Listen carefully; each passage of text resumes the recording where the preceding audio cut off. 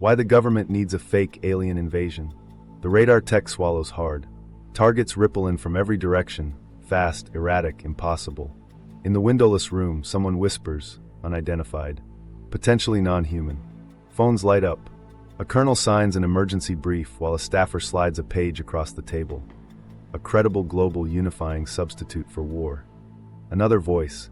If we declare this, we trigger continuity protocols. Pens hover. Cameras are barred. The order is seconds away. 3 questions hang in the air. Where did that line come from? Who decided the world needs a substitute for war? And why does it sound like today's UAP playbook was drafted 60 years ago? The leak that shouldn't exist. To understand why a phrase like credible global unifying substitute for war can move a room full of decision makers, we need to go back to a document that wasn't supposed to exist. In 1967, a slim volume hit bookstores claiming to be a leak from a secret study group allegedly commissioned in the Kennedy years, meeting at a bunker-like facility known as Iron Mountain. The title was plain. The contents were not. The report from Iron Mountain argued that war wasn't just a policy choice. It was the scaffolding of modern society. Remove it, and something else would have to do the same jobs. Here's the claim that froze people. War beyond battles holds economies together, organizes industry, disciplines populations, and legitimizes governments. If you ever achieved lasting peace, the report said, you'd have to replace the social functions of war with other mechanisms. It listed substitutes, not as nice-to-haves, but as requirements. Environmental catastrophe, engineered scarcity, large-scale social service programs with conscription-like features. And yes, an extraterrestrial threat, explicitly framed as a unifying external enemy credible enough to mobilize the planet without a declared war. The tone was clinical, almost bored, which made it worse. Credibility is the key, one passage argued. Any substitute for war had to impose real risk of real personal destruction. Translation, symbolism wouldn't cut it. People had to feel the danger. And to keep the machinery aligned, budgets, surveillance, rationing, emergency authority, you'd need permanent crisis framing. It read like a manual for governing through fear, wrapped in think tank prose. The book set off a media storm. Some called it a hoax. Others called it the most honest thing they'd ever read about power. The alleged author of the leak, Leonard Lewin, later said it was satire. His creation, meant to expose establishment logic by imitating it. That admission deflated the scandal for a moment, but it didn't settle anything. Because while pundits argued over provenance, the report's internal logic kept showing up in real policy language. Not with the same bluntness, but in echoes. Whole-of-government mobilization, threats to the global commons, continuity of political authority amid systemic risk. Meanwhile, academics were split. Some treated it as a case study in elite rationalization. If your job is to manage stability, you'll see social life as a series of controllable threats. Others shrugged and said, look, satire or not, the functions of war framework explains a lot. Why defense budgets don't shrink when wars end. Why intelligence bureaucracies grow even during détente. Why emergency powers, once enacted, are rarely rolled back. The debate drifted from is it real to is it accurate about how power behaves? Then there were the specifics. Environmental catastrophe as a substitute? In the decades afterward, environmental security became a mainstream national security concern. Engineered scarcity? Policymakers justified rationing-like mechanisms under various crises. Civilian service with military discipline? Versions cycled in and out of proposals. And the extraterrestrial piece, the strangest line, kept resurfacing on the fringes and, occasionally, in the room. Not as a promise of aliens, but as a thought experiment about a borderless, universal threat that dissolves domestic divisions. The report's most unsettling move wasn't listing options. It was insisting that substitutes must be credible. You can't fake a crisis with cardboard. It has to pass the sniff test of ordinary people and the audit of institutions. That single word silently outlined a strategy. Build the infrastructure that will find or frame threats, sensors, analysts, task forces, then show just enough anomaly to justify the next tranche of authority. Publicly, officials waved the book away. Privately, the language of substitutes slid into memos and doctrine, couched in new terms. The concept migrated from war-peace binaries to a spectrum of domain-agnostic threats, from armies to interagency tasking, from battlefield casualties to whole-of-society resilience. It wasn't a conspiracy so much as institutional gravity. The war system had built careers, districts, universities, laboratories. Switching it off would strand entire constituencies. So when a document came along, fake or not, that presented a plausible bridge from hot war to permanent mobilization without front lines, it stuck. There's a human story underneath the theory. A post-war generation inherits a defense economy wired into everything. Aerospace plants in swing states, university labs funded by classified grants, procurement officers with long relationships across government and industry. Every budget cycle, someone asks, what are we defending against? The Cold War answered automatically. Afterward, answers multiplied: terror, cyber, climate, pandemics. Threats that don't end cleanly. Threats that justify standing emergencies. Threats that sound an awful lot like substitutes. One more thread tightened the knot. In the 1970s, Wernher von Braun's former aide, Carol Rosen, began speaking about a warning he allegedly repeated in his final years. A sequence of enemies used to justify space-based weapons. First the Soviets, then terrorists, then rogue states, then asteroids, and finally the alien card. Whether you believe every detail of her account or not, the pattern she described overlaps eerily with Iron Mountain's logic, a ladder of unifying threats, each more borderless than the last. So call the Iron Mountain report a hoax, a satire, or a mirror. Its function didn't depend on its authorship. It named a problem that managers of stability already felt: how to keep the machine humming when the war ends. It offered a toolkit, substitutes that could mobilize without declaring war, and it planted one idea that refuses to die: the power of a credible planetary other to fuse politics, budgets, and public obedience. To see how that seed sprouted, we need to step into the post-war security economy that trained generations to ask for threats, and then go looking for them. The war economy hangover: why threats become policy fuel. Three things were welded together by the Cold War: money, identity, and machinery. Start with money. By mid-190 SAXS, defense wasn't a line item, it was a circulatory system. Contracts flowed from Washington into congressional districts where machine shops became missile shops, where airfields grew into aerospace hubs, where university labs installed clean rooms next to cafeterias.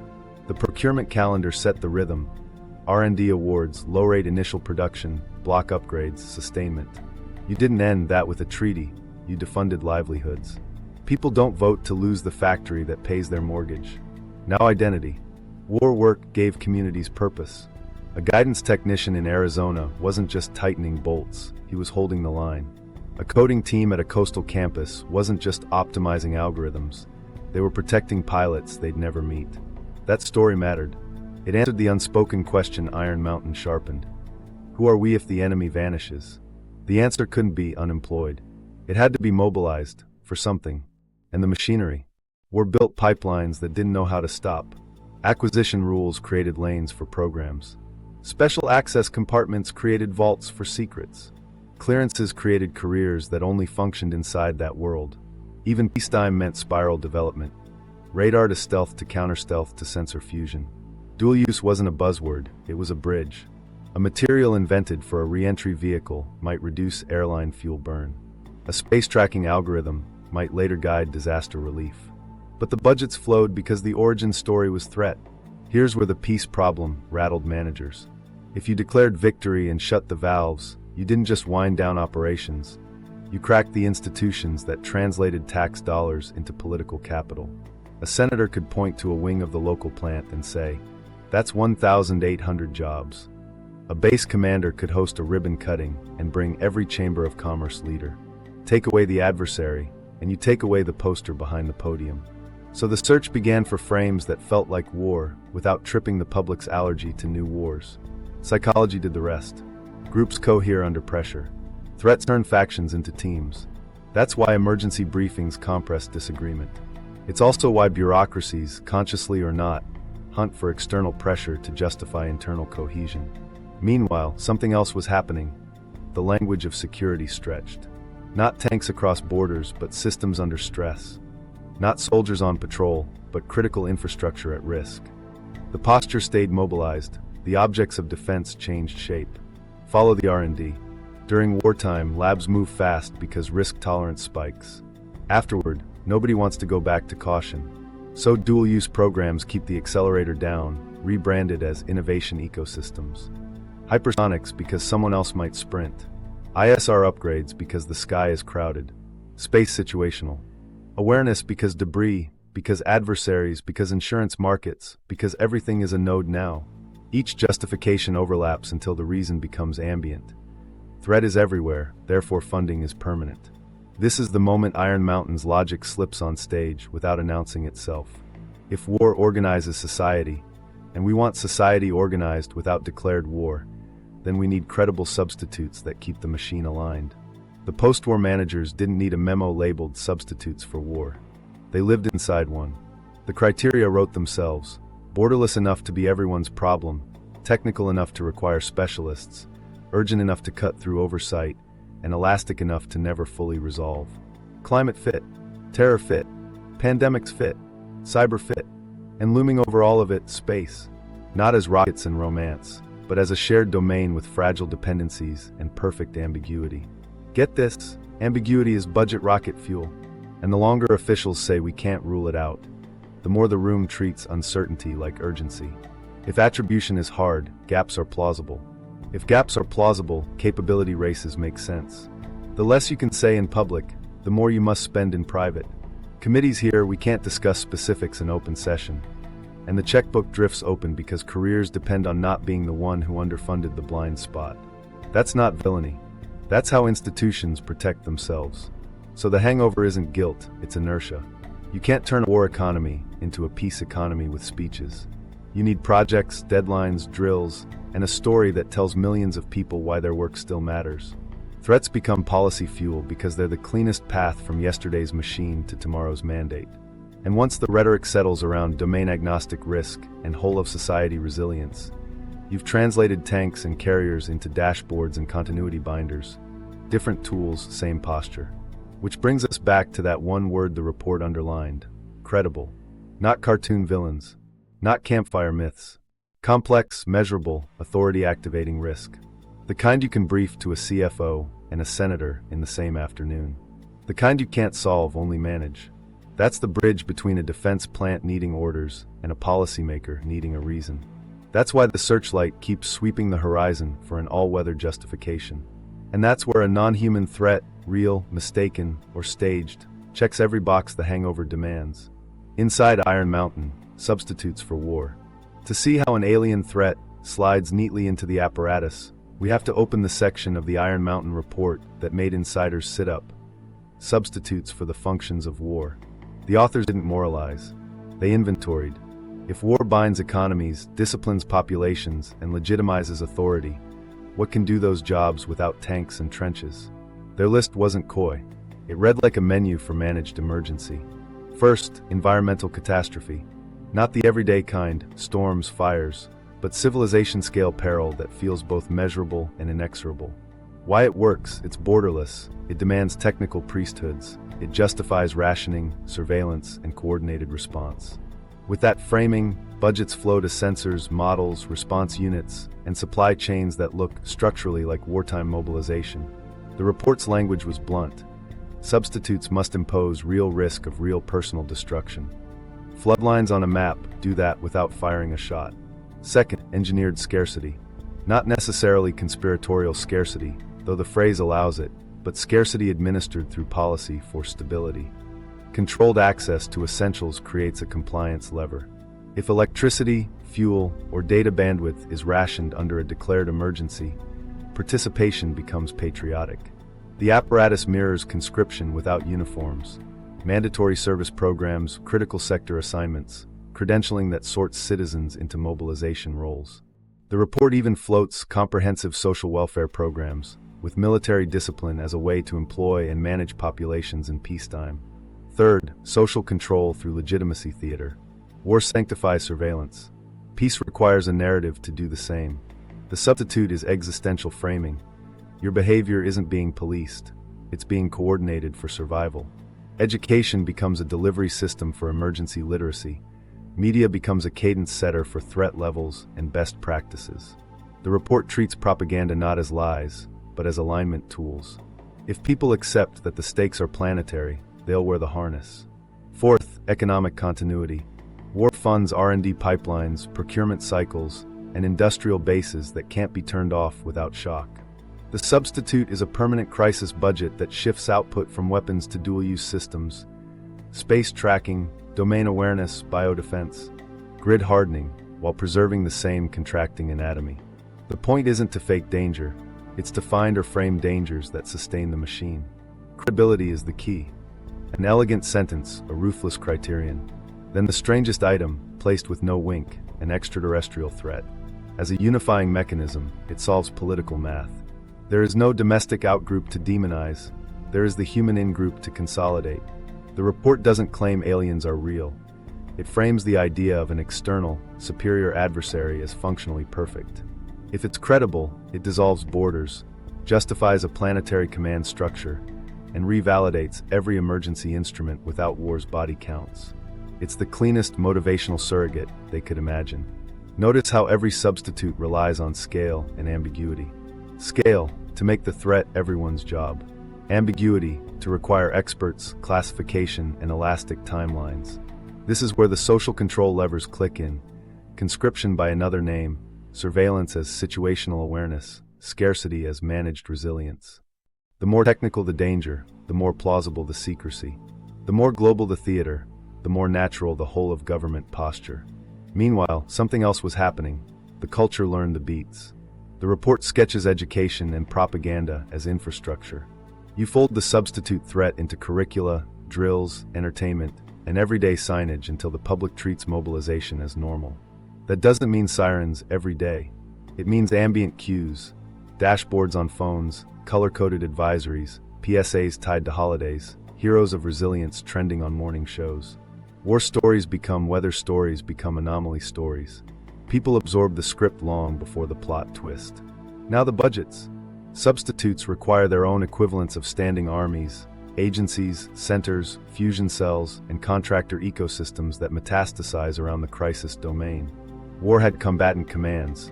Substitutes have interagency task forces with geospatial feeds and legal authorities to match. The report's economic chapter spells it out. If you don't build permanent institutions for the substitute, you'll backslide into disorder. Continuity is the mission. And credibility, the word that keeps returning, demands more than rhetoric. You need hardware. Sensors that see what eyes miss. Platforms that collect at scale. Classifiers that gatekeep raw feeds. A bureaucracy that can stamp unknown without explaining why, then ask for funds to resolve the unknown. That's not a magic trick, that's doctrine. You build an ambiguity engine, feed it anomalies, and convert uncertainty into appropriations. Here's where the extraterrestrial line folds into everything else without breaking stride. Space is already the ultimate domain problem. Shared, fragile, militarized, and commercially saturated. Add non-human to the mix, and you've got the perfect umbrella, borderless, technically opaque, endlessly elastic. The same levers, service pathways, surveillance infrastructure, managed scarcity, now speak the language of planetary security. The public doesn't have to meet an alien. They just have to accept that teams in sealed rooms are seeing enough to keep the emergency lights on. So when a staffer slides a page that says credible global unifying substitute for war, it isn't a brainstorm. It's a reminder. The report mapped a route where society stays mobilized without deploying divisions. Environmental peril, engineered scarcity, educational choreography, permanent R&D, and if needed, the alien card. Not because it's dramatic, but because it fits the template. The only question left is whether the machinery built to find substitutes has already picked its favorite. The alien card, why ET threats solve policy problems. So why does the non-human angle sit there like a master key? Because it fixes problems that no terrestrial threat can cleanly solve. Start with universality. Every human conflict has sides. An alien adversary has only one, us. The in-group writes itself. Borders dissolve not because treaties were signed, but because the frame demands it. That's the political magic policymakers dream about. Instant coalition without the decades of diplomacy. You don't need to persuade factions to align. You introduce a threat that makes factionalism feel suicidal. Here's where Wernher von Braun's alleged last card warning, relayed by Carol Rosin in public talks decades later, lands with uncomfortable clarity. The staircase he described, Soviets, terrorists, rogue states, asteroids, then aliens, maps onto a steady widening of the theater. Each step makes the enemy more borderless, more abstract, more unifying. You don't have to certify every rung to see the direction of travel. The alien card isn't a flourish. It's the end of the road if your goal is maximum, durable cohesion under a single security umbrella. Technically, it's a runway for budgets. You can't otherwise defend in peacetime. Space-based sensors, global domain awareness, hypersonic interceptors with exo-atmospheric reach, black programs that hide behind classification walls because the signatures and adversary intentions are conveniently unknowable. An extraterrestrial threat justifies exotic R&D without naming a country. It lets you say we can't afford a surprise, and then fund every hedge your labs can dream up. If attribution is impossible, the demand for capability never ends. And notice how it reframes permanence. Normal emergencies sunset. Planetary ones don't. Slot non-human into the brief, and continuity of government stops being a Cold War relic and becomes a daily operating concept. You normalize indefinite readiness, hardened nodes, redundant comms, distributed authority that can flare into action without new authorizations. Call it planetary security, and you inherit a vocabulary that sounds responsible while it extends emergency law into a lifestyle. Meanwhile, culture has laid the tracks. From Orson Welles' War of the Worlds scare to blockbuster invasions that unite rival nations under one flag, we've rehearsed the feeling of planetary solidarity. That matters. If the public already knows the beats, mystery object, failed intercept, global broadcast, heroic scientists, then officials don't have to build belief from scratch. They can borrow from the library of images people trust. This isn't accidental. It's what the Iron Mountain authors flagged as education and propaganda fused into emergency literacy. There's also the convenience of ambiguity at scale. Sensor fusion in cluttered airspace and space already generates unknowns. Put that apparatus in orbit and under the ocean and across the RF spectrum, and you've got anomalies on demand. Most will be artifacts, miscalibrations, or adversary tests. A sliver will resist easy labels. That sliver is the gold. You don't need proof of aliens. You need public tolerance for the sentence. We can't rule it out. The room hears that, and the oversight clock slows. The appropriation clock speeds up. Industry understands the brief. If the sky itself is a contested domain, and potentially by non-human actors, then everything becomes a sensor, a node, a contract. Prime cell architectures, not widgets. Space surveillance as a service. ISR analytics with data rights. Cross-domain fusion that promises to shrink the unknown column. Startups pitch materials for unknown threat hardening. Insurance models bake in extraterrestrial variables as tail risks. The market wraps its arms around the story because it's a pipeline, not a project. Legally, the alien card is a passkey.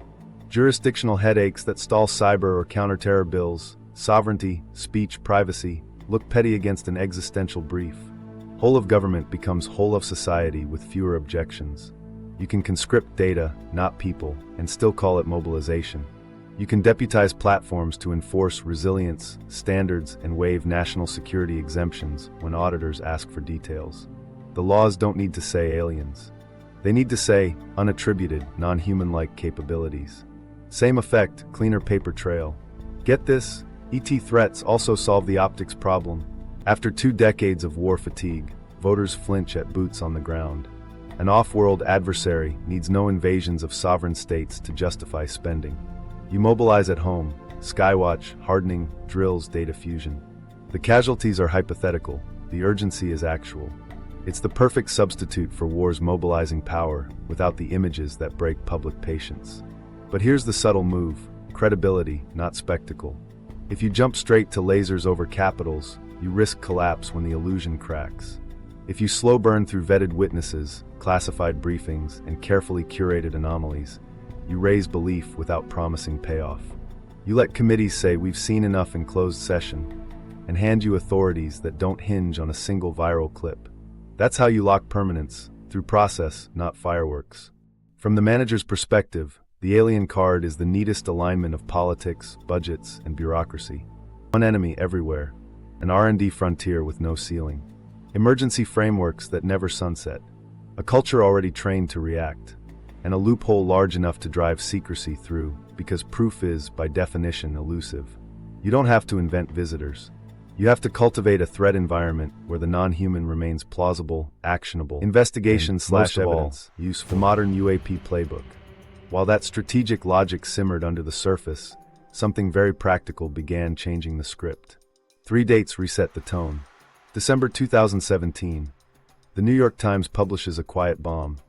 The Pentagon ran a program called AARO to study unidentified aerial phenomena, with videos to match. The footage is grainy, the pilots are calm, the language is careful. What nobody knew at the time was how quickly those clips would give cover to a policy pivot. June 2020. The Department of Defense stands up the UAP Task Force. December 2022.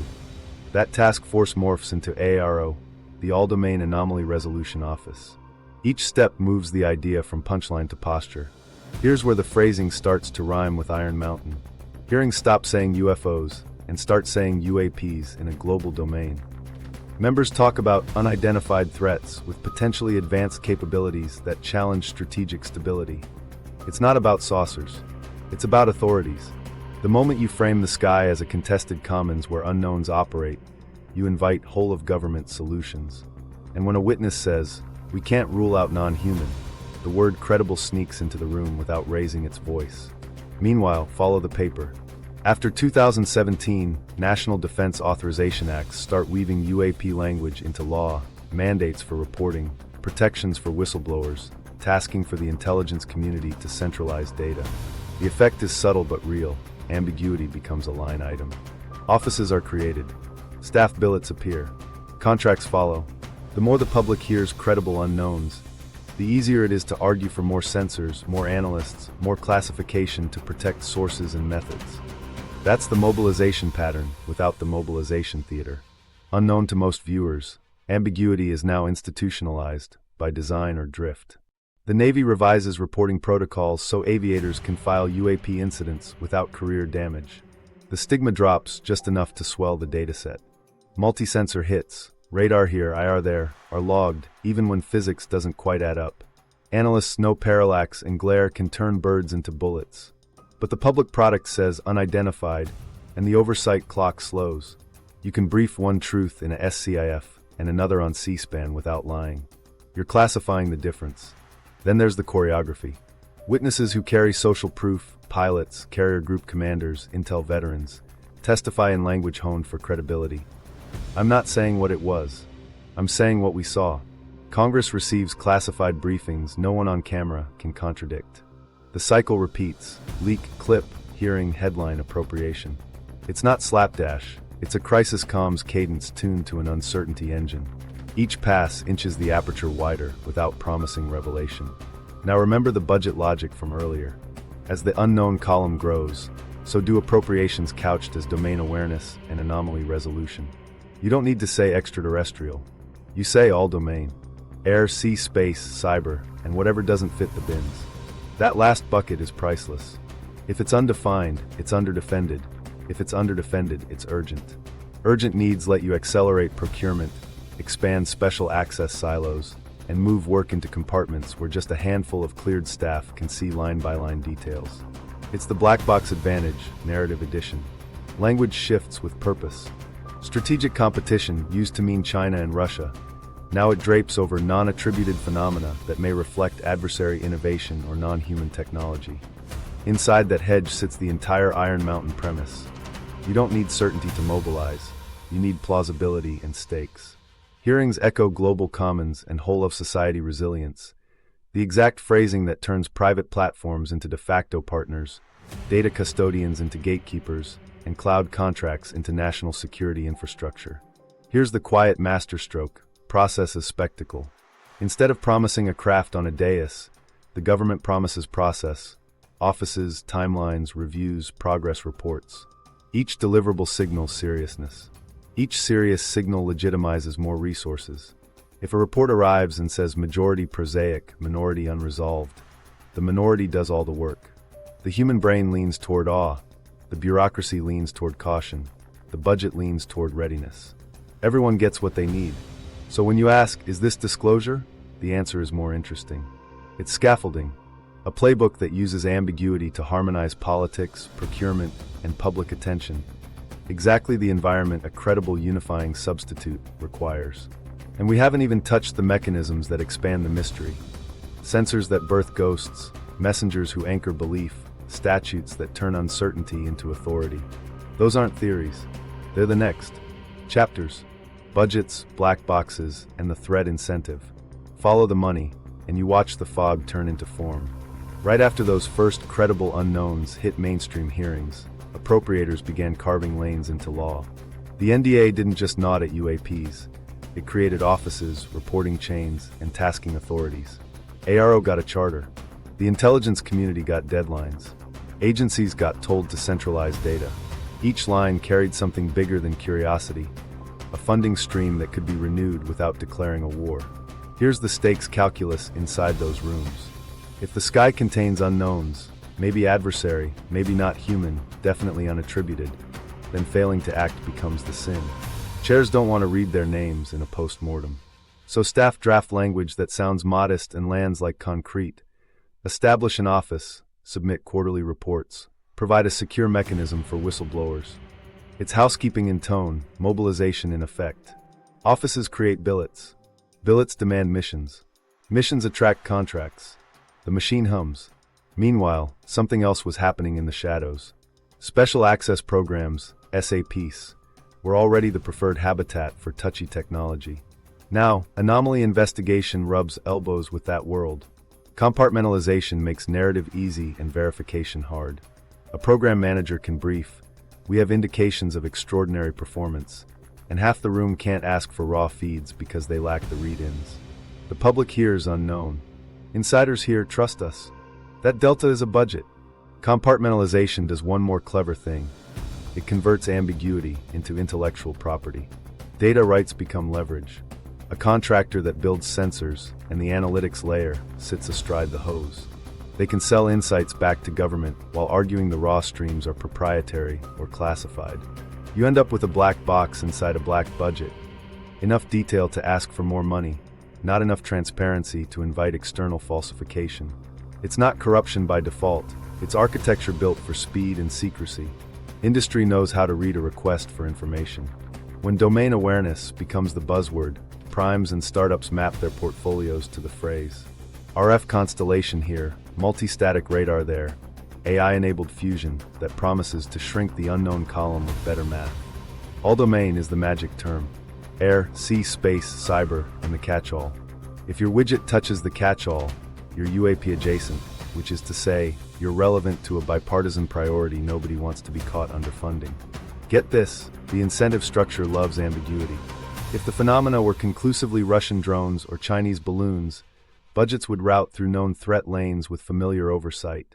But we can't attribute is premium fuel. Uncertain attribution keeps capability gaps urgent. Urgency activates rapid acquisition pathways, other transaction authorities, mid-tier acquisition, joint urgent operational needs that bypass some of the slower checks. You don't have to prove aliens, you have to prove delay is unacceptable. Now watch how hearings become levers. A comm pilot says, "We observed something we couldn't explain." A former intelligence official hints at legacy programs he can only describe in closed session. Members nod, then turn to the comptroller seated behind them. "We'll need to resource this appropriately." The next markup includes funds for sensor upgrades, data repositories, analytic fusion centers. Not one of those lines says aliens. Every one of them expands the tool set that keeps unknowns alive as a category. Unknown to the public, classification policy does quiet heavy lifting. Analysts can label a case unresolved because revealing the collection method would burn a source, even if the underlying object is probably mundane. That's not deception, it's tradecraft. But the unresolved pile feeds the narrative that something sits out there, just beyond the lights. Each unresolved case is a budget slide. We have X% unexplained across Y incidents. No one asks on camera how many are unresolved due to secrecy rather than physics. Meanwhile, primes and integrators align lobbying maps with committee rosters. District A has a sensor fab. District B hosts a fusion cell. District C's university runs a lab with the right clearances. Letters of support hit offices the week before markup. This investment strengthens resilience and creates high-tech jobs. The rhetoric is boilerplate, the effect is targeted. When jobs and unknowns link arms, resistance gets lonely. Here's the human moment that seals appropriations. A program officer, exhausted, tells a staffer in a late-night call, "I can't brief details in the open, but if we don't close this gap, we're blind." The staffer doesn't need aliens to feel the weight. Blindness is enough. The line gets written. The chair reads it aloud the next morning, as if it sprang from the ether. Everyone looks responsible. The ambiguity engine gets another turbine. Compartmentalization also incubates legends.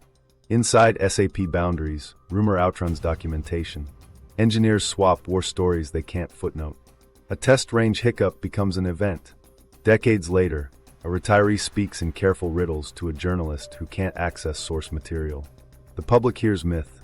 Congress hears, "We need to check." The check becomes a study. The study becomes an office. The office becomes a budget wedge. The wedge never leaves. And oversight? It adapts. Select members get read-ins. Their questions narrow to what their clearances allow. The rest of Congress defers because the optics of skepticism look reckless against an existential whisper. Inspectors general open reviews that take months, sometimes years, long enough for the next NDA to lock in another tranche. Its process is gravity. Once the category exists, it accrues mass. So when you hear budgets follow threats, flip it. Threats follow budgets, too. Create a funded lane for unknowns, and unknowns will present themselves. Not because anyone fabricates them, but because attention plus apparatus equals sightings. Each new sensor births new ghosts. Each ghost rewards the office built to chase it. That's the threat incentive, an elegant loop where ambiguity secures resources, and resources secure ambiguity. The sensor Mirage, when better eyes create better ghosts. While budgets thickened, the sky got crowded with glass. New radars sprouted along coasts. Infrared arrays peered from fighters. Passive RF pickups listened to the hiss between channels. Space-based telescopes stared into atmosphere, while sea skimmers scanned the duct above the waves. Each system saw truth from its angle, and birthed ghosts the others couldn't reconcile. The better we watched, the stranger the world looked, because stitching perspectives is harder than selling hardware. Here's the stakes play. When instruments disagree, the label, unidentified, lingers longer. That buys time, attention, and money. A pilot hears, "We've got multi-sensor confirmation," and feels the weight of corroboration. A senator hears, "Multiple systems saw something," and clears the runway for new authorities. Meanwhile, analysts down the chain grind through calibration logs and clutter tables, knowing parallax can turn a distant jet into a darting tic-tac, knowing IR flare can masquerade as hypersonic acceleration. But classification walls separate the inside math from the outside message. Get this, multispectral isn't a shield against error, it's a multiplier. X-band radar tracks a point. FLIR paints a bright dot. The human brain draws a line between them and calls it a craft. Except the radar is locking a track file that auto-filters birds, and the FLIR is auto-gaining against a cold horizon, and the two systems aren't time-synced to the millisecond. A 1-degree gimbal roll turns a stationary heat source into a sudden turn. A range gate hops and looks like a sprint.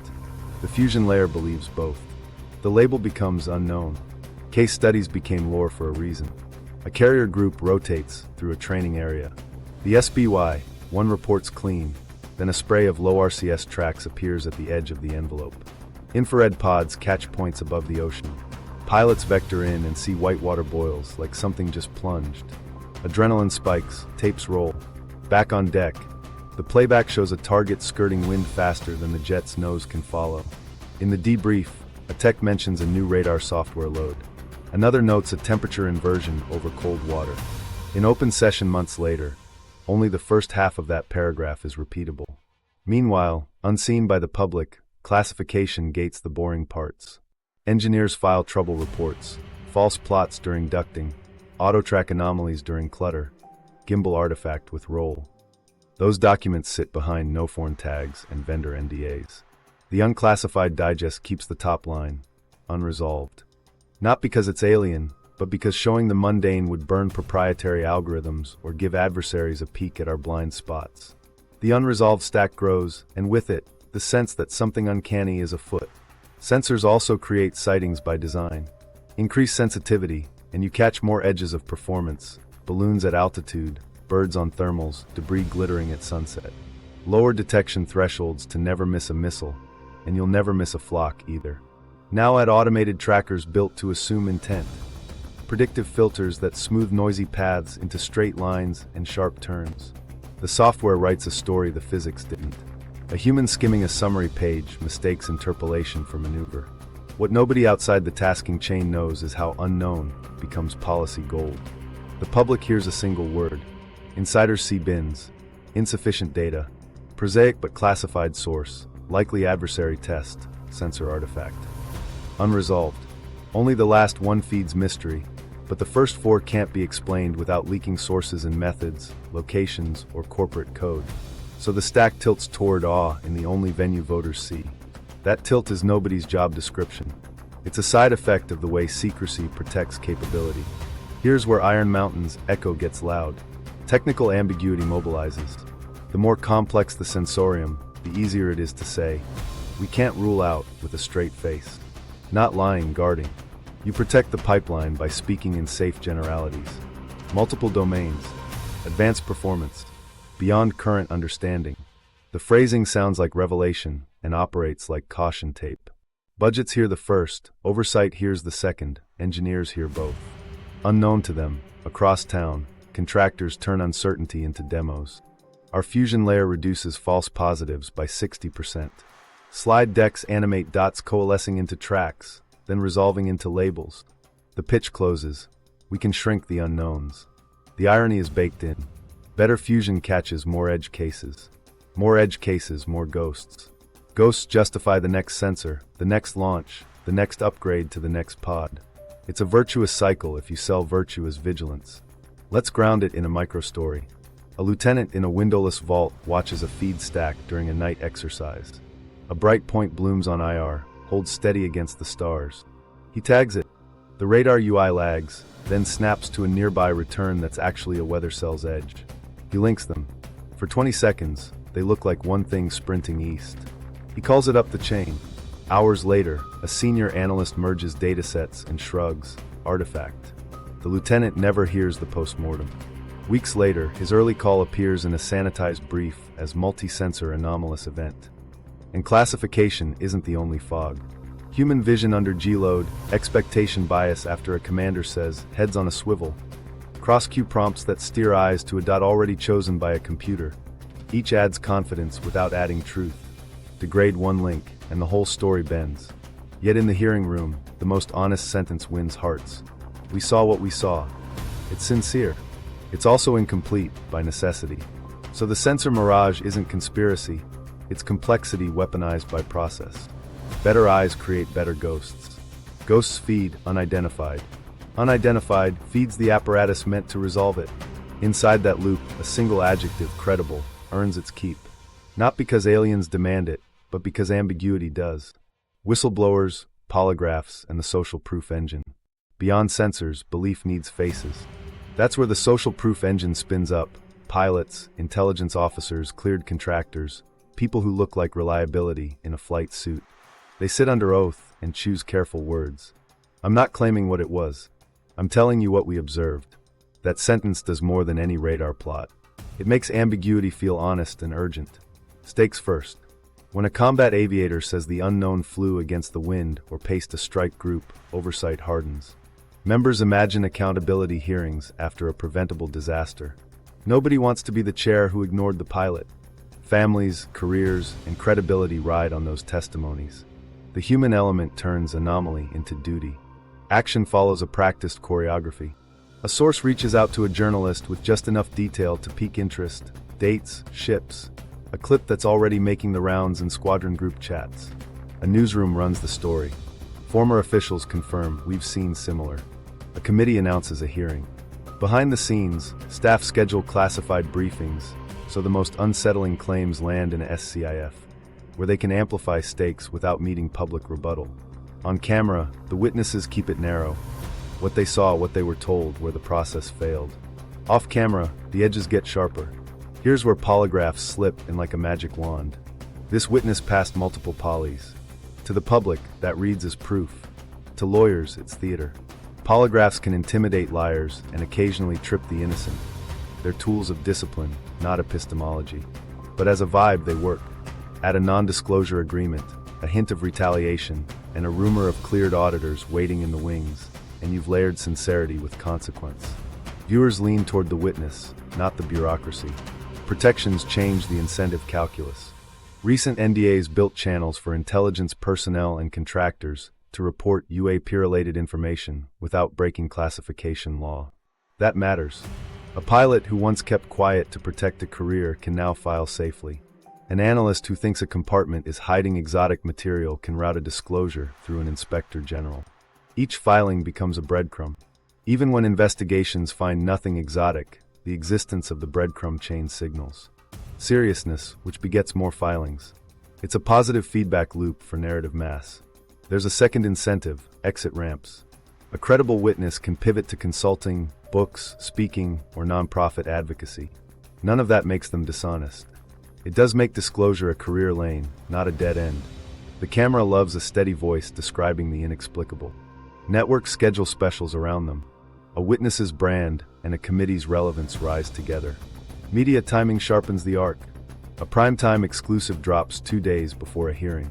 The clip features cockpit audio, bleeped coordinates, a blurred face claiming legacy programs. The next morning, an op-ed from a former official argues for urgent domain awareness funding. The hearing opens with the chair's call for transparency. Cameras roll. Clips get cut. By evening, the cycle has its narrative. Credible people say we're not prepared. The budget markups that follow look like prudence, not panic. Now the constraint that sells the story, classification. A witness says, I can't discuss details in an open setting. It's not a dodge, it's policy. But it has a side effect. The audience assumes the details are worse than the headline. Lawmakers nod gravely and promise to follow up in closed session. Viewers fill in the gaps with imagination primed by decades of invasion cinema. AARO can later publish a cautious report, but the testimony lingers longer than the footnotes. The social proof engine has a counterweight, institutional self-respect. Squadrons don't like being cast as ghost chasers. Agencies don't like being painted as vaults for miracles. That friction pushes process improvements, better reporting forms, destigmatized incident logs, standardized training on sensor artifacts. Ironically, those fixes swell the dataset and strengthen the case for more resources. We're seeing more because we're finally looking, becomes both a reassurance and an argument for scaling up. Microstory, a carrier air wing debrief runs long. A pilot, still keyed up, says the object made a right-angle turn. The squadron commander asks for tapes. The WSO pulls the track, the gimbal mark dances as the jet banks. A tech murmurs, autotrack slipped. The commander logs it anyway, procedure demands it. Months later, the pilot sits in a hearing, steady as stone. We observed an object that appeared to outmaneuver our aircraft. He's not lying. He's testifying to perception under load. The nuance lives in a classified annex that never trends. What nobody knew at the time was how much the process itself would persuade. A protected channel, a credible face, a polygraph mention, a closed-door briefing. Stack them and you don't need a craft on a flatbed. You've got enough gravity to bend policy. That's the social proof engine at work. Not fakery, but curation.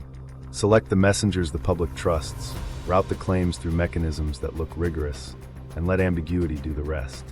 And this is the moment everything tilts toward law.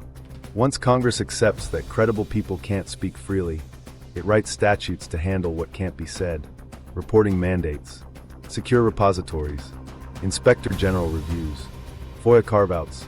The narrative hardens into structure. The next act isn't about testimony. It's about how words on paper turn statutes weaponize uncertainty. Now watch the legislative side lock in the frame. Once credible voices and curated ambiguity soften the ground, Congress does what it does best. It writes reality into law. The language sounds procedural. The effect is architectural. Bills don't say prepare for aliens. They say establish reporting mechanisms for unidentified anomalous phenomena, centralize repositories, coordinate with the intelligence community. It reads like housekeeping. It behaves like mobilization. Stakes first. Law is where temporary narratives become durable authorities. Families don't read the Federal Register, but agencies do and contractors do, and committee staff memorize the verbs that open and close doors. Shall establish, shall protect, shall report. Each clause is a gear that turns no matter who wins the next election. If the unknown can trigger those gears, permanence follows. Action unfolded in a tight sequence. After the 2017 pivot, the National Defense Authorization Act started threading UAP into statute. Offices were ordered into existence.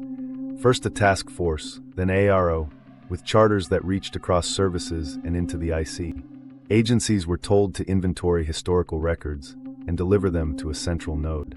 Inspector generals were tasked to review claims routed under new whistleblower protections. The verbs did the work: shall collect, shall preserve, shall brief.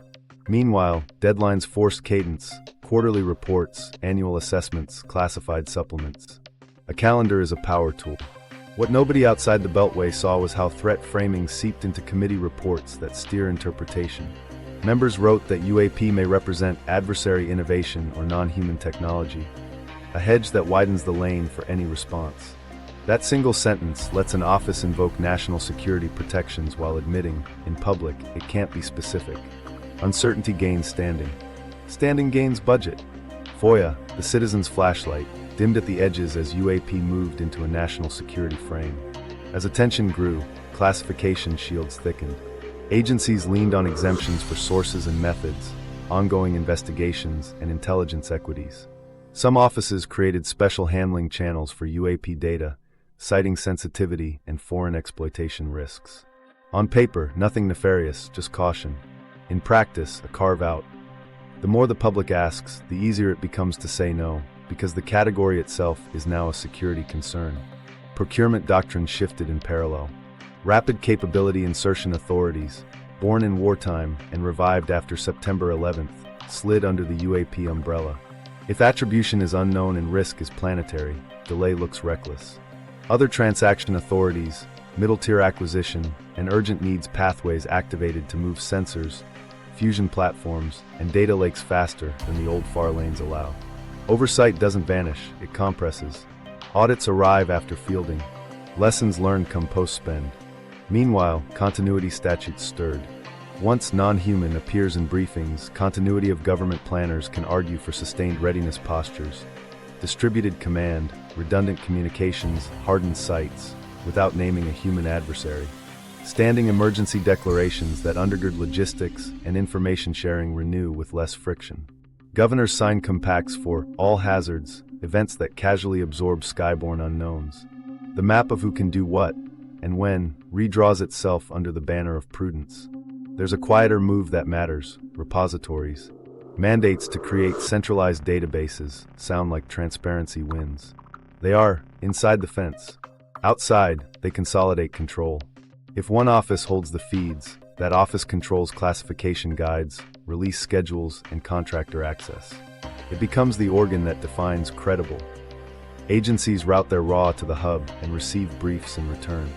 A black box appears, this time blessed by statute. Microstory. A mid-level counsel in a Senate office spends a weekend marking up a section that would require timely public reporting. An agency liaison calls Monday. We support transparency, but we need to protect collection apertures. Can we change public to congressional and add a classified annex requirement? The council weighs the ask, thinks of votes, thinks of leaks, and agrees. One adjective swaps audiences. The bill passes. Months later, a press request dies on the vine because the report exists behind a door. Lawfare also deputizes platforms. Whole of society resilience language encourages partnerships with telecoms and cloud providers to detect, report, and respond to anomalies. Data sharing agreements bloom, backed by liability shields. A contractor becomes a gatekeeper for sensor feeds, wrapped in NDAs and cyber certifications. When a researcher FOIAs the raw, the answer cites trade secrets and national security in the same paragraph. 2 walls, 1 reply. Critics push back. Amendments appear demanding independent science panels, chain of custody rules, and public release schedules. Agencies agree in principle, then define raw as sensitive, independent as cleared, public as summary. It's not a trick, it's the language game of governance. The result is predictable: glossy reports, sober tone, a pie chart that says most explained, some unresolved, and appendices that only exist in the annex. Meanwhile, something else was happening across town.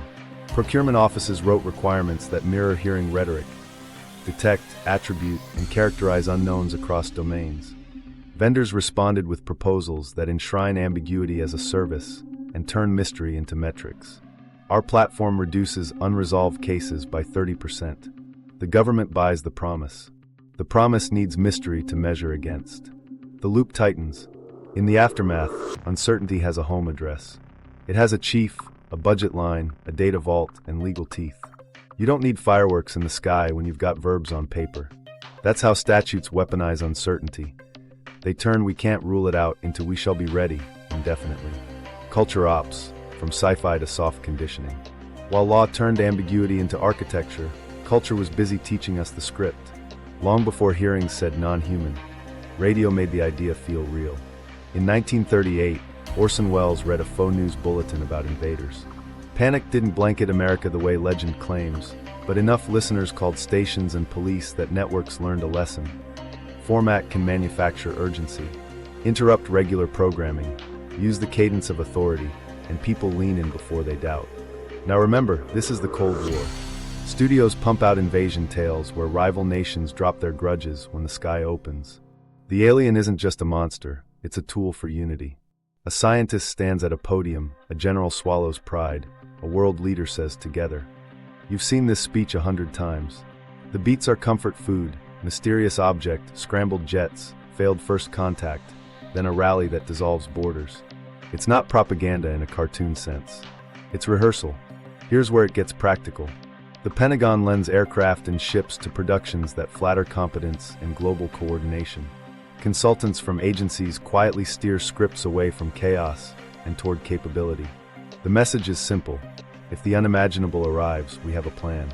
Independence Day isn't a briefing, but it behaves like one. The montage of nations sinking fire solves a problem that policy can't solve in real life. Instant coalition with no mistrust. Audiences leave the theater warmed to the possibility.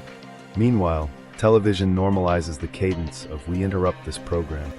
News magazines adopt countdown clocks, lower thirds flash alerts, and experts appear with floor-to-ceiling touch screens. You don't need a saucer for this to work. Any slow-drip mystery can borrow the toolkit. A network teases a special. Government insiders break their silence. A sponsored segment previews never-before-seen footage. By prime time, the audience is trained to expect a reveal, then a promise of more in the next hour. The habit forms: watch, wait, refresh. Then the internet adds a layer the report anticipated without naming. Viral memes spread a feeling faster than facts. Grainy clips of lights over a city hit feeds from 5 angles. One is a drone swarm. One is a lens flare. One is real but mislabeled. The montage convinces more than any single shot. Forums fill the gaps. My cousin's base went on lockdown. Friend at an airline says they were told to divert. In the absence of raw data, credibility becomes communal. Soft conditioning in action.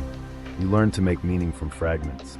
Get this, Project Bluebeam enters as folklore that stitches all the tropes together. In the 1990s, Serge Monas claimed a plan to stage celestial events. Holograms of deities, telepathic tricks, even a fake alien invasion, to usher in a new world order. Journalists debunk the specifics, point to missing documents, note the apocalyptic flavor. Yet the template lingers because it's narratively useful.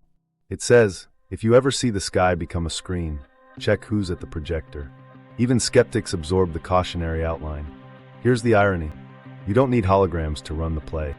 You need synchronized media. A clip airs on a Sunday night. Influencers with defense ties add context by Monday morning. A reputable outlet publishes a sober explainer by afternoon. A committee announces a hearing by week's end. That rhythm feels like revelation, even if every step was scheduled. Culture supplies the sense of inevitability. Policy slips into the groove. Microstory, a streaming service greenlights a prestige docu series on unidentifieds. The producers line up pilots, ex-intel, and a retired program manager who agrees to talk in shadows. The score hums. The editor holds the reveal until the last 5 minutes, then ends on a cliffhanger. Next week, the whistleblower who says the crash retrievals were real. Viewers binge. The morning after, a senator tweets, Americans deserve transparency. A staffer places a call to the budget shop. That's not coincidence. It's choreography. Meanwhile, classrooms fold all hazards resilience into lesson plans. Posters list emergency steps with icons that translate across languages. Drills teach students to shelter in place, move to designated zones, await instructions. None of this is sinister by itself, but it tunes a generation to accept centralized cues in crisis. Pair that with push alerts on phones, amber, weather, national, and you've built a reflex pathway from screen to action. The softest touch might be games. Co-op titles where squads defend Earth against unattributed threats, reward coordination, obedience to roles, and trust in mission control. A voice in your ear says, "Stack on me." And you do, because the HUD says the wave is coming. Hours of play engrave loops, brief, execute, debrief, upgrade. When a real-world dashboard later adopts the same UX, it feels natural to comply. So by the time a press secretary says, "We're evaluating anomalous reports," belief doesn't have to climb a hill. It strolls down a well-lit path. Stories taught us the beats. News rehearsed the cadence. Platforms spread the feeling. Policy arrives last, wearing the costume we already tailored. Hoax or blueprint, sorting fact from function. Call it out. The authorship fight never stopped. Leonard Lewin said he wrote Iron Mountain as satire, a pastiche of elite think tank logic pushed to its cold conclusion. Academics flagged internal jokes and stylistic tics as tells. Others pointed to the way its citations and bureaucratic cadence mirrored real Rand-era papers and war college briefs. Satire or not, the text read like something a stability-obsessed panel could have produced, because it borrowed their language and incentives. That's the unsettling hinge. Provenance matters for historians. Function matters for policymakers. Here's the function test. Strip the label, keep the logic. Does the war-as-social system frame explain behavior we've watched for decades? Defense lines that don't reset to zero after wars. Surveillance that ratchets but rarely relaxes. Emergency declarations that renew quietly. Mission drift from enemy armies to all hazards risk. On those measures, Iron Mountain reads less like prophecy and more like a user manual for institutional inertia. You don't need a sealed bunker. You need incentives that reward readiness over relaxation. Now weigh the credible external threat device against the record. Environmental peril migrated from fringe to core security planning. Terror occupied 2 decades of budgets and doctrine. A pandemic justified global, synchronized emergency authority. Each category delivered what the report said a substitute must: scale, endurance, expert gatekeeping, and social discipline. Bluebeam's folklore, staged spectacles, synced media, God-in-the-sky theatrics, blends pulp and paranoia. There's no evidence it's an official plan, but its sequence diagram inadvertently highlights the same mechanism Iron Mountain named. Spectacle is optional, credibility is compulsory. What nobody knew at the time is how neatly language smooths the move from hoax to blueprint. The report's phrasing, credibility is the key, motivational surrogate, continuing stability, reappears in polite synonyms: whole of government, global commons, resilience, domain-agnostic threats. You can reject Lewin's authorship claims or embrace them and still arrive at the same street. The signs changed fonts, the destination didn't. So how do we judge it without falling for the romance of a forbidden manuscript or the reflex to dismiss it outright? Use outputs, not claims. Track offices birthed by unknowns. Count authorities that start as temporary and stay. Measure budgets that anchor to ambiguity. Note the doctrinal upgrades that treat risk management as permanent mobilization. Those are verifiable. Those don't require a belief in aliens or in prankster geniuses exposing the establishment. They require an eye for how systems protect themselves with just enough danger to stay funded. Consider pattern match as a tool, not a verdict. The sequence runs familiar. A threat frame expands, a sensorium grows, law formalizes, culture acclimates, budgets harden. Environmental security, counterterror, pandemic response, now UAP. Each category opens with a question and closes with an apparatus. Blue beam mythographers saw the same staircase and filled it with lasers and holograms. Iron Mountain filled it with committees and quotas. Our timeline filled it with hearings and NDAs. Different props, same stairs. But there's a catch we can't gloss. Not every echo is design. Some are gravity. When you build a national security state with global reach, you'll discover borderless risks, because you're finally looking that way. Sensors that birth ghosts also catch real edge cases. Whistleblower channels attract grifters and truth tellers. AARO can say mostly prosaic, and still log anomalies that survive triage. The map here contains both theater and terrain. Dismissing everything as staged is as lazy as believing every clip. So we separate fact from function with a boring lens. Incentives. Who gains budget, authority, or insulation from scrutiny when non-human sits on the table? Which phrases widen classification? Which repositories centralize control?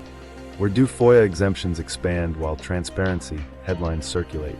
Those questions don't adjudicate what streaked across a pilot's HUD. They illuminate why unresolved as a category grows legs. If the unresolved bin funds jobs, that bin won't empty quickly.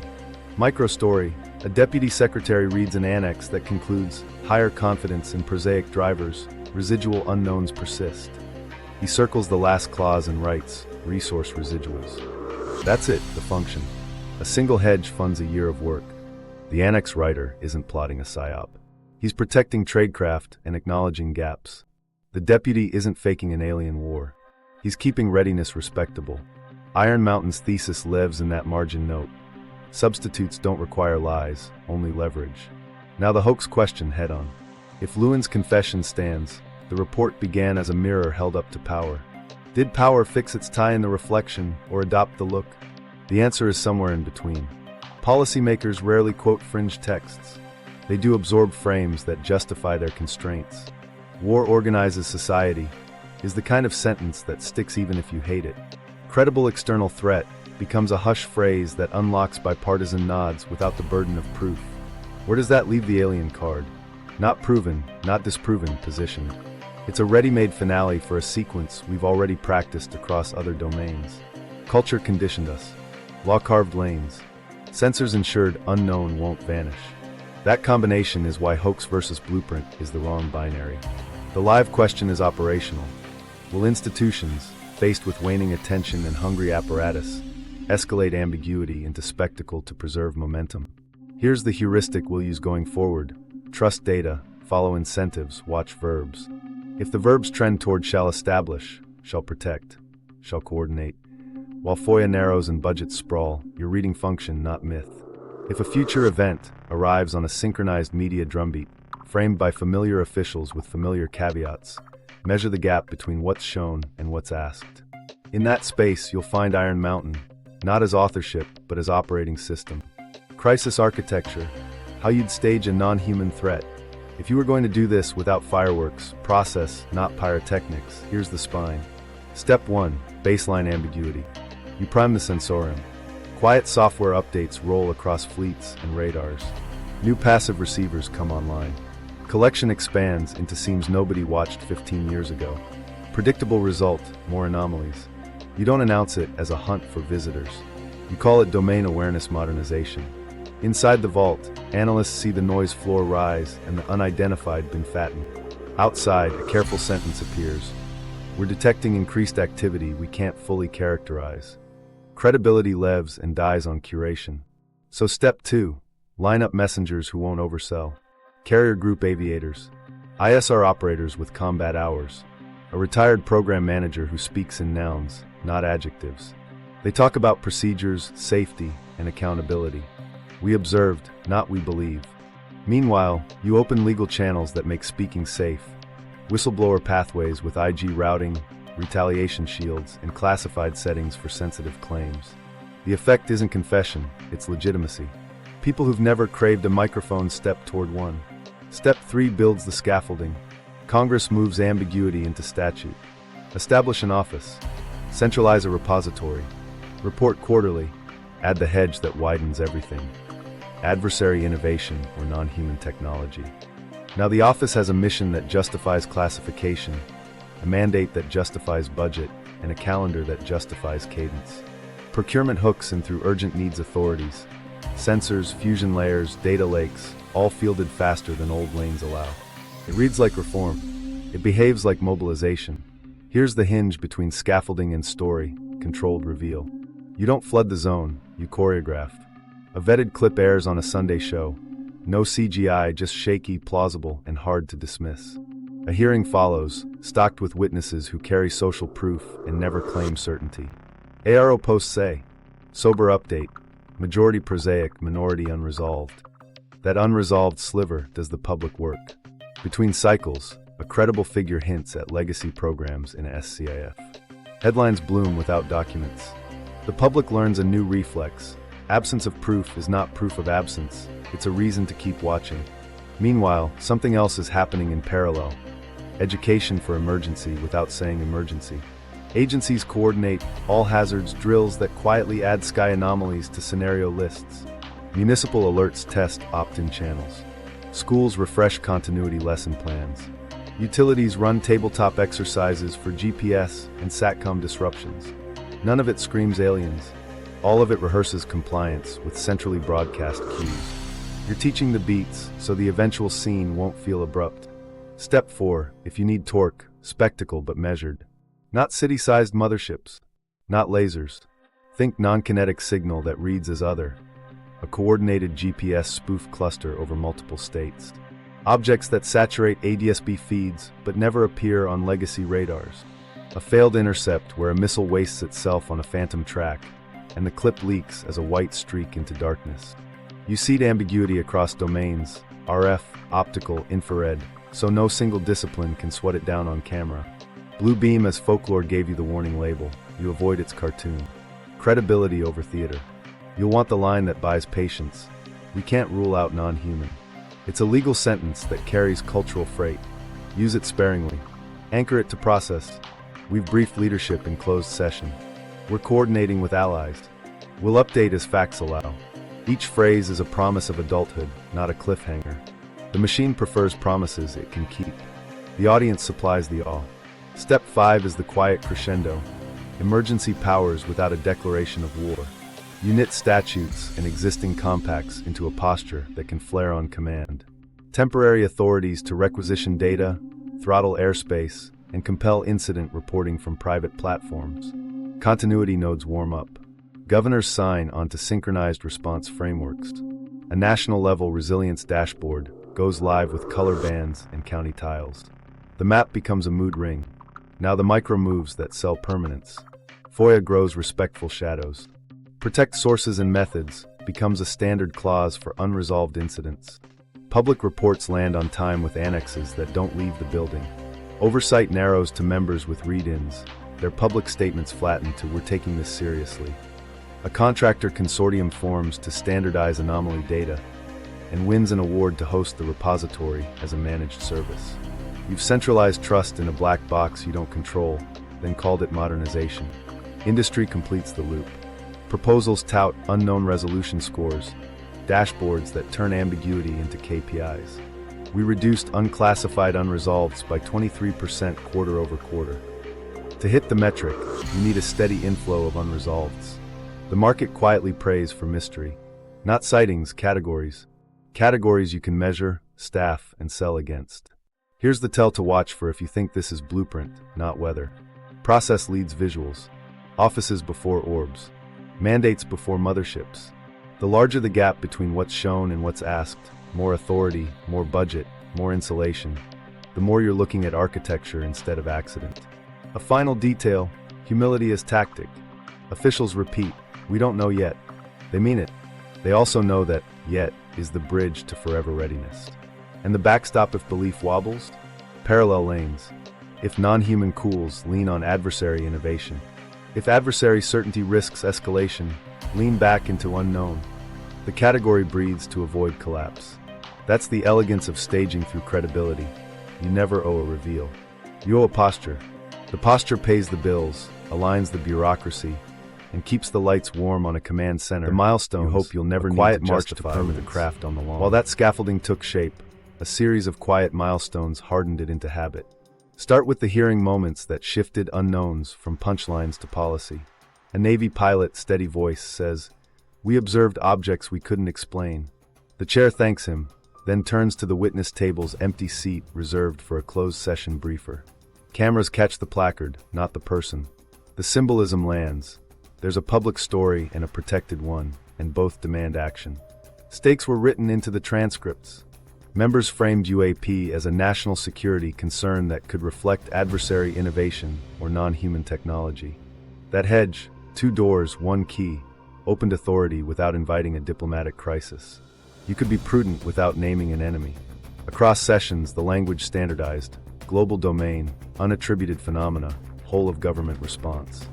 Consistency signaled seriousness. Seriousness justifies structure. Action followed with funding spikes dressed as common sense. Domain awareness became a line across budget books. Coastal radars got upgrades.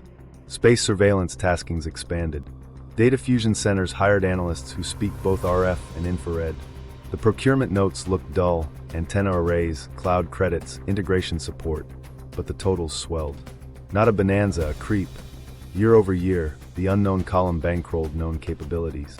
Meanwhile, task forces shed their temporary badges. The UAPTF gave way to an office with a name and a seal. AARO, nested where it could touch the services and the intelligence community, published deliverables on a clock that reinforced relevance. Staff billets matured from detail assignments to permanent seats. Job postings asked for clearances and experience with multi-domain anomaly data. The bureaucracy stopped dabbling and started staffing. Unknown to most viewers, interagency centers mapped themselves to the mystery. A joint cell took custody of historical files. Another linked foreign liaison desks so allied reports could flow into the same vault. Memoranda of agreement sorted who owned what sensor feed and under which classification guide. Each agreement reduced friction inside and raised walls outside. The more seamless the inside, the less likely raw would leak unvetted. Here's the hinge: public-private data regimes. Contractor platforms, already running half the government's cloud and analytics, became the logical hosts for anomaly repositories. They offered FedRAMP boxes, cross-domain guards, and audit trails that satisfied oversight. Agencies signed, vendors smiled, and a black box materialized with compliance stickers. Researchers who FOIA'd the raw found a double lock: trade secrets and national security, both by the book. Microstory: a Naval Systems Command drafts a requirement for cross-sensor anomaly correlation at scale. The RFP never mentions UAP. It lists latencies, ingest rates, and security domains. A prime pairs with a startup that built a heat map tool for retail foot traffic. They pivot, win, and 6 months later the same tool paints unresolved density over maritime training ranges. A slide with that heat map lands on a Hill staffer's desk. "We're seeing more than we thought," the briefer says. The color gradient does the talking. Across town, committee report language sharpened the edge. The department is encouraged to accelerate capabilities that reduce unresolved incidents. That single sentence validated entire portfolios. A month later, a Space Force unit announced a pilot for rapid phenomenology tagging. Just a fancy way of saying label the weird faster. The pilot matured into a program. The program became a budget wedge. The wedge didn't leave. Hearings started to reference those pilots by name. A member reads from a briefing note: "Since last quarter, the office has cataloged X incidents, of which Y remain unresolved. The public hears the Y, industry hears the X, oversight hears cadence. The next question, what do you need to bring Y down?" invites a procurement plan on camera. Additional sensors, improved cross-queuing, more analysts, and authority to compel timely reporting from partners. 3 nouns, 1 verb. Shall. Meanwhile, the map of responsibility thickened. Governors signed onto compacts to share airspace anomaly data with federal centers. FAA notices quietly added fields for unidentified in pilot reporting portals. A national warning system test pinged phones midweek. The postmortem mentioned integration with aerospace anomaly protocols. It read like housekeeping. It behaved like rehearsal. Contractors built dashboards that made Permanence feel helpful. A resilience portal showed counties in green, yellow, red based on sensor coverage and report latency. Local officials started checking it before weather. A sidebar linked to best practices for anomalous reports. Who to call, what to log, what not to post. The tone was calm. The effect was convergence. Data, policy, and behavior shared a front end. In the aftermath of each milestone, nobody declared victory. They declared maturity. Offices with seals. Budgets with atoms, not vibes. Hearings with phrases that fit both physics and politics. A data stack where ambiguity could live productively forever. The march wasn't loud. It didn't need to be. Permanence doesn't arrive with a fanfare. It arrives when the next budget book keeps all the same lines and adds one. The incentive to escalate, from unknowns to invasion light. While the milestones stack, a quieter risk grows: boredom. Attention is oxygen. Budgets inhale it. If credible unknowns plateau, committees drift to the next crisis. and the apparatus you built starves. That's the incentive to escalate, not to theater, but to something that reads as more urgent than radar hiccups and sober reports. The aim isn't motherships. It's invasion light. Enough disruption to reset urgency without forcing a proof you can't deliver. Start with the von Braun logic that Carol Rosin relayed, the staircase of threats widening toward a borderless finale. Whether you treat it as testimony or parable, the trajectory makes sense in policy terms. Terror wore thin. Great power rivalry feels familiar. A planetary adversary, even implied, refreshes the frame. If the category you've built demands fuel, the last card is tempting precisely because it's elastic. It can be suggested, not shown. So what does a measured escalation look like? Non-kinetic incidents that shave comfort without drawing blood. A GPS anomaly that ripples across farm equipment and delivery fleets in 3 states. SATCOM dropouts that force airlines to pause departures for an hour while they re-verify routes. A geomagnetic storm blamed at first, then an engineer on background says, the signature wasn't typical. That sentence does more than 1,000 fireworks. It implies intent, maybe non-human, definitely unattributed. Here's the stakes equation inside those rooms. If the grid hiccups or timing drifts, commerce coughs. Hospitals reschedule. Newsrooms scramble live cheer-ins. Governors call the White House. Nobody needs a saucer over a city to feel exposed. The public learns a new anxiety, no bangs, just buffering. Officials step to the mic. We're investigating anomalous activity across domains. Add the practiced hedge. We can't rule out non-human. Belief lifts, oversight loosens. Action in this scenario is mostly choreography. You pre-plan a media rhythm that looks accidental. A weekend data glitch puts anchors on air. By Monday, a respected reporter quotes a cleared official urging resilience investments. Tuesday brings a hearing scheduled weeks prior, now perfectly timed to showcase the responsible posture. Wednesday, a vendor demo hits a trade press site. Cross-domain anomaly detection platform reduces response times by 40%. The sequence feels organic. It's calendar craft. Attribution becomes theater by necessity. We can't attribute at this time is true when classification walls block details and the forensics are messy. It also sustains the category. Ambiguity keeps both doors open. Adversary innovation and something else. Close one door too fast, and you lose bipartisan oxygen. Keep both ajar, and you nurture patience for more procurement, more legal plumbing, more centralization. The unresolved sliver carries the water again. Trial balloons arrive as previews, not finales. A streaming special stitches cockpit audio you've already heard to new, artfully redacted memos. A DOCA series ends on a claim of materials handled under legacy programs.